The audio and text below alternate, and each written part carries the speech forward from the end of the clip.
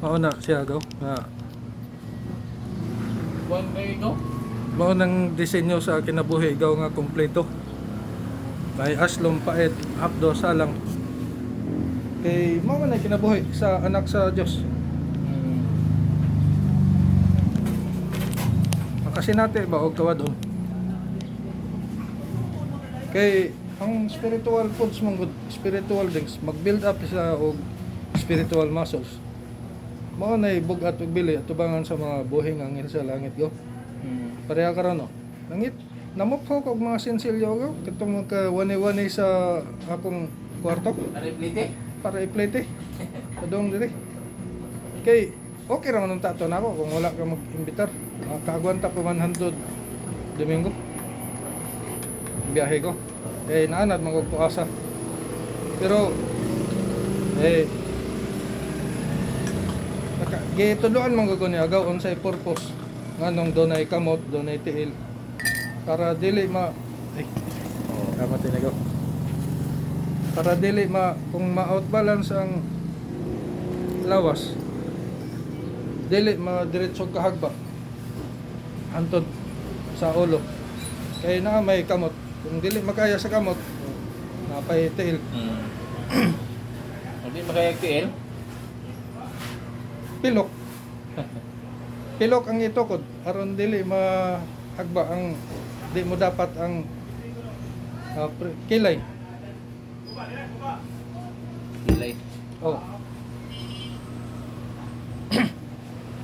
Kakuan ka ng magwara-wara sa kalamposan nila gaw. Kay nakadaog og tennis o bisan nun sa nga mga competition ba, mga atleta ba, wara-wara man nila ilang trophy o sa boxing, bakos. Bakit ito? Hindi angay sila sa pagpupuri kay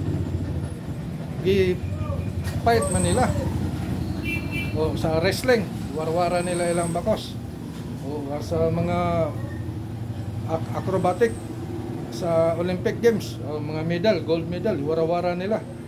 Kay angayan sila sa pagpupuri ba. Pero kung magpalit ka og medalya sa divisorya o bakos sa wrestling o sa boxing, unsay tawag nila sa ako kung magwara-wara ako ana. Nga napalit lang na ako sa divisorya o sa mga mall, mga sporting goods. Ay, wala, sira. Ang gusto niya gaw magwara-wara ko sa trophy sa kalampusan. Ang mga buhing anghel man sa langit, ang gusto niya mo palakpak. Dili kini mga kadugo na ako. Nagipahulam lang kinabuhi. Ang mga buhing anghel sa langit may mo palakpak sa kalampusan sa iyang ulipon. So lahi ang pananaw sa Diyos. Kumpara sa pananaw sa tao. Ang pananaw sa tao, unod nun nga dungog o pagpupuri, kadakilaan.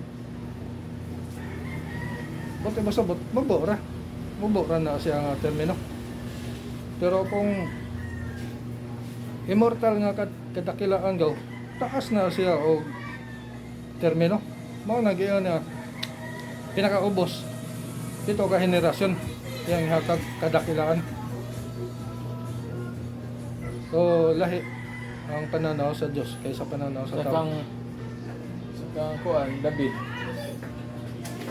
Mga lapas na daw. Sibin. Lapas na kay taas man to grado si David.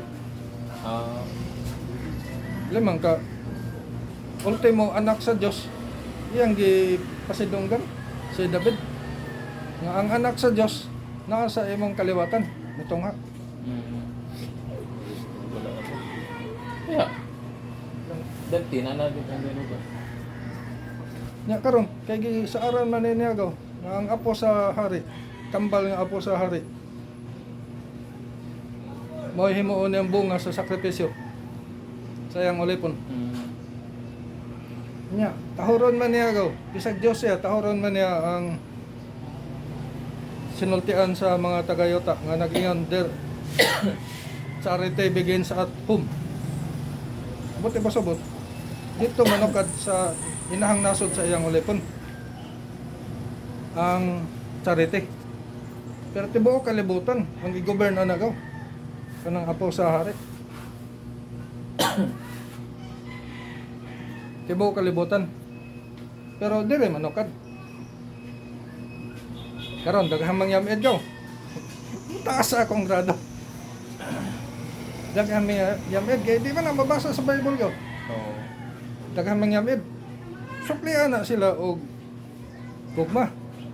Kung suplian ako sila gugma gaw, mutaas ang grado. Magi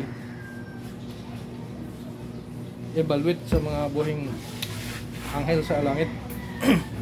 Gani karon wala pa nibili. Wala pa bili mo.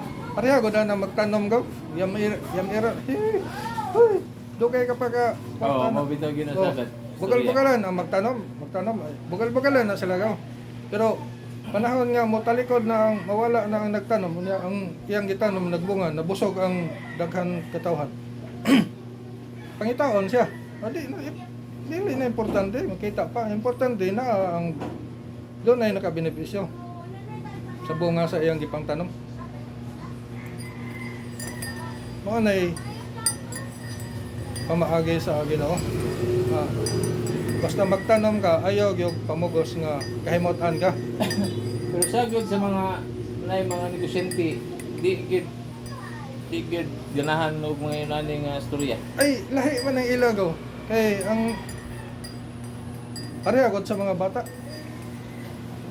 Ug unsay makalipay sa mga bata sa ilang pananaw, dito ra sila mo focus. Mga Pero maabot na panahon ko nga magmahay sila. mabot ang panahon nga maibog sila. Gusto nila ipa balik ang panahon. Pero wala na. Pareha gud nang nahitabo sa inyong Ginoo si Kristo. Hantod karon di man na wa man ibili tubangan sa mga Israelita. Nga naman. Kay kung daygon gud ni sa mga Israelita, menos ang grado. So,